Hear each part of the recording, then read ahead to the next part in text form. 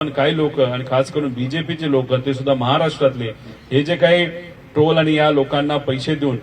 उगाच या विषयाला दुसरीकडे नेण्याचा प्रयत्न करतात त्यांना सुद्धा तुम्ही सांगावं, त्यांचे कान त्या ठिकाणी धरावे. कारण तुम्ही जर बीजेपीचे ट्रोल अशा पद्धतीने जर इथं या इन्व्हेस्टिगेशनला या प्रेस कॉन्फरन्सचं नाव खराब करत असतील तर लोकांच्या मनामध्ये एक शंका निर्माण झालेली आहे की असं का आणि ह्यांना इन्व्हेस्टिगेशन नकोय का, दादांच्या बाबतीत काय झालं हे यांना समजून घ्यायचं नाहीये का, मग यांना भाजप का सपोर्ट करते, असे वेगवेगळे प्रश्न हे लोकांच्या मनामध्ये त्या ठिकाणी निर्माण होत आहेत. असे